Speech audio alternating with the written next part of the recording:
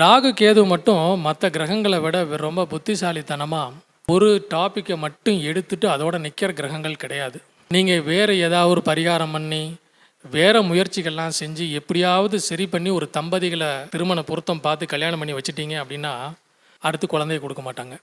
அப்புறம் குழந்தைக்கு போராடி அதையும் இதையும் பண்ணி எப்படியாவது ஒரு 5-6 வருஷம் கழித்து ஒரு குழந்தை கிடச்சிதுன்னு பார்த்தீங்கன்னா அந்த குழந்தை ஃபிசிக்கலி டிசேபிள்டு, சேலஞ்சு அந்த மாதிரி வந்துடும்.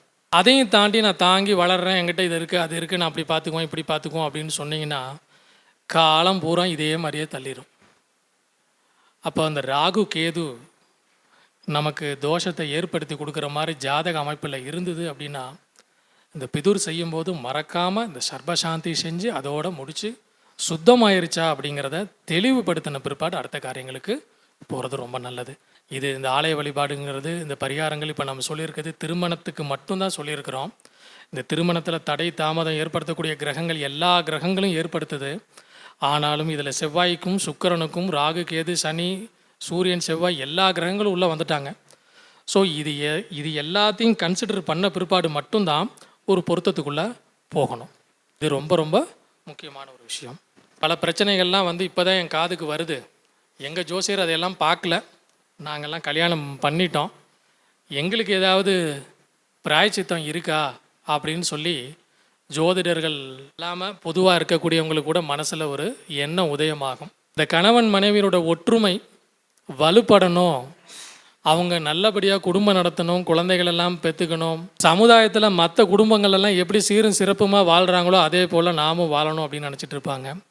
அந்த மாதிரி ஏதோ கணவன் மனைவிக்கு இடையே பிணக்கு பிரிவு இருக்கிறவங்க ஆலய வழி பரிகாரம்னு சொல்லும்போது திருச்செங்கோட்டில் இருக்கக்கூடிய அர்த்தநாரீஸ்வரரை வழிபாடு பண்ணுறது மிக சிறந்த ஒரு பிராயச்சித்தமாக கருதப்படுது.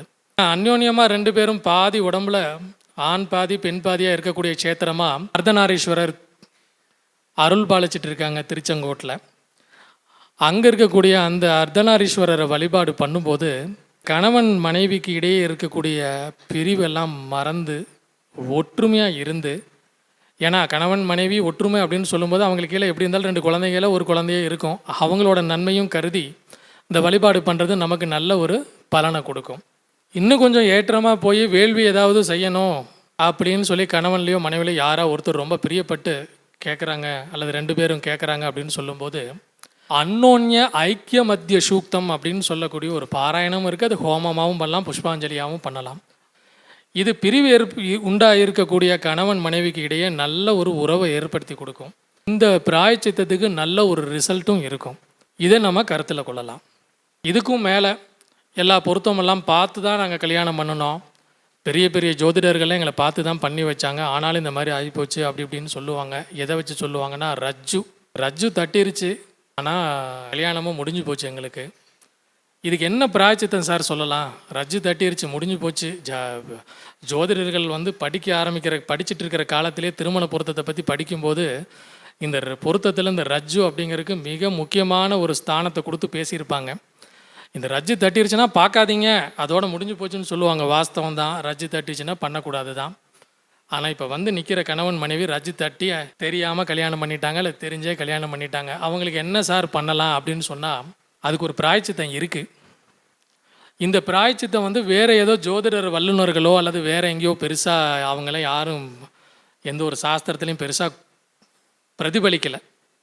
எங்கள் குருநாதர் ஜெகதாத்மானந்த சரஸ்வதி சுவாமிகள் இந்த ரஜ்ஜு தட்டின தம்பதிகளுக்கு கூட அவங்க வாழ்க்கையை மேம்படுத்தி இன்றைக்கும் அவங்க 60 ஆண்டு காலம் கடந்து இதே கோயிலில் 60ஆம் கல்யாணம் பண்ணவங்கலாம் இருக்கிறாங்க. அதுக்கான பிராயச்சித்தத்தை சொல்கிறேன், நோட் பண்ணிக்கோங்க. நட்சத்திர அஷ்டவாக்கிய பாராயணம் அப்படின்னு சொல்லி அதுக்கு ஒரு பிராயச்சித்தம் இருக்குது. இது ரொம்ப சிரத்தையோடு பண்ணணும். இந்த நட்சத்திர அஷ்டவாக்கிய பாராயணம் பண்ணும்போது இந்த கணவன் மனைவியில் மனைவியாக இருக்கக்கூடிய பெண்ணோட நட்சத்திரத்துக்கு தான் இது முதல்ல பண்ணணும். அப்படி பண்ணும்போது அம்பாளுக்கு நம்மளால் முடிஞ்ச அளவுக்கு ஒரு தங்கத்தில் 1 கிராமில் இருந்து ஆரம்பித்து எவ்வளோ முடியுமோ அந்த அளவுக்கு ஒரு திருமாங்கல்யம் செய்து ஒரு பட்டு புடவை அதே போல் பூமாலைகள் செய்து கொடுத்து அபிஷேக ஆராதனை பண்ணி இந்த பாராயணம் பண்ணும்போது இந்த தோஷத்துலேருந்து நிவர்த்தியாகி வெளியே வந்துடுறாங்க. இதை யாரும் பெரிய லெவலில் கையில் எடுத்துகிட்டு இது நாள் வரைக்கும் பொறுப்பாக எடுத்துகிட்டு செஞ்சது கிடையாது. எங்கள் குருநாதர் மட்டும்தான் இதை பொறுப்பாக கையில் எடுத்துகிட்டு இன்னைய வரைக்கும் இதை சாதித்து காட்டியிருக்காரு. அது இந்த ஜோதிடர்கள் அன்பர்களுக்கு முன்னாடி சொல்கிறதுல நான் ரொம்ப பெருமைப்படுறேன். ஏன்னா அவரோட சிஷ்யன் நான். இதுபோல் எண்ணில் அடங்காத பரிகாரங்கள் வந்து திருமணத்துக்கெல்லாம் இருக்குது. ஆலய வழியிலையும் சரி, வேள்வியிலையும் சரி, வழிபாடுகள்லையும் சரி. நம்ம கோவிலில் இருக்கக்கூடிய ஸ்ரீ லலிதாம்பிகை அம்மன் பார்த்தீங்க, திருமணத்துக்கு குழந்தை பாக்கியத்துக்கெல்லாம் ரொம்ப ரொம்ப விசேஷமான ஒரு அம்பாள். கருணைய வடிவான இந்த அம்பாள் முன்னாடி வந்து காரியம் நடக்கணுங்கிறதுக்காக வேண்டி காரிய சித்தி வழிபாடு பண்ணுனீங்க அப்படின்னா காரியம் நடந்தே தீரும். எங்கே இருந்தெல்லாம் வந்து இங்கே பண்ணிட்டு போகிறாங்க, மலேசியா, சிங்கப்பூர்லேருந்தெல்லாம் வந்திருக்கிறாங்க. அன்பர்களுக்கு குழந்தை இல்லாதவங்களுக்கெல்லாம் மிக அற்புதமாக கேட்ட குழந்தை, ஆண் குழந்தை வேணா ஆண் குழந்தை, பெண் குழந்தை வேணா பெண் குழந்தை, வரப்பிரசாதி அம்பாள் கேட்டதை கொடுத்துருக்கிறா. கண் கொண்டு இங்கேருந்து பார்த்துருக்குறோம். அதே மாதிரி சுவாமிஜி சொன்ன இந்த முடிந்த மாலை முடியாத மாலைன்னு 2 கான்செப்ட் சொல்லியிருப்பாங்க. ஒரு காரியம் நடக்கிறதுக்காக வேண்டி நாம் நினச்சிட்டு இருப்போம், பல விதத்தில் தடங்கள் ஏற்பட்டிருக்கோம். இந்த காரியம் நடந்து முடியணும்னு சொல்லி பிரார்த்தனை பண்ணும்போது ஆண்டாள் மாலைன்னு சொல்லக்கூடிய முடியாத மாலையை அம்பாளுக்கு சாத்தி வழிபாடு பண்ணுங்க. அந்த காரியம் ரொம்ப கூடிய விரைவில் உங்களுக்கு முடிஞ்சு கிடைக்கும். அந்த காரியம் முடிஞ்சு பின்னாடி முடிந்த மாலைன்னு சொல்லி அம்பாளுக்கு மறுபடியும் சாத்தி வழிபாடு பண்ணலாம். இது நம்ம கோயிலோட ஒரு தனி சிறப்பு. இது மாதிரி ஏகப்பட்ட பிராயச்சித்தங்கள் பரிகாரங்கள் எல்லாம் வந்துட்டு எல்லா கோயில்லையும் ஒவ்வொரு பக்கம் ஜோதிடர்கள் சொன்னது மாதிரி செய்கிறதெல்லாம் இருந்தாலும் கூட இந்த கோவில் வந்து பிரத்யேகமாக பரிகாரத்துக்குன்னே உருவாக்கி இதுக்கு பலவிதமான பூஜைகள் எல்லாம் செய்து இங்கே இருக்கக்கூடிய அம்பாள் அதுக்கு எல்லாத்துக்கும் அனுகிரகிக்கிறது போல் இருக்குது. அதனால் திருமண தடை தாமதம் மற்றும் இல்லாமல் வேறு என்ன மாதிரியான பிரச்சனைகள் உங்களுக்குள்ளே இருந்தாலும் சரி, அதுக்கு தீர்வு வேணும்னு நினைக்கிறவங்க இருந்தாலும் சரி, ஜோதிடர்கள் உங்களை நாடி வர்றவங்களுக்கு அந்த பிராயச்சித்தத்தில் இந்த லலிதாம்பிகை அம்மன் கோவிலையும் மனசில் வச்சுக்கோங்க. நான் சுவாமிஜி கூட 15 வருஷமாக ட்ராவல் பண்ணிகிட்ருக்கேன். எத்தனையோ இடத்துல ஆலய பிரச்சனை பார்த்துருக்குறோம், பல விஐபி குடும்பங்களுக்கு பிரச்சனை பார்த்துருக்குறோம். முடியாத காரியங்களையெல்லாம் ரொம்ப சீக்கிரமாக முடிச்சு கொடுத்து ஜெயிக்க வச்சு கொடுத்துருக்குறோம். பொலிட்டீஷியன்ஸ் ஆகட்டும், இன்னும் பேர் சொல்ல வேண்டியதெல்லாம் வெரி வெரி விஐபிஸ் எல்லாம் கூட வந்து பார்த்துருக்காங்க. அந்த அளவுக்கு அனுகிரகசாலியாக இருந்து இந்த அம்மா எல்லாத்தையுமே கடாட்சி ரட்சித்துட்ருக்குறாங்க. ஆக இப்போ நாம் கொடுத்துருக்கிற இந்த கிரக விஷயங்களையெல்லாம் பார்த்துட்டு இதுக்கான பிராயச்சித்தங்களையெல்லாம் நோட் பண்ணியிருக்கிறீங்க, மனசில் வச்சுக்கோங்க.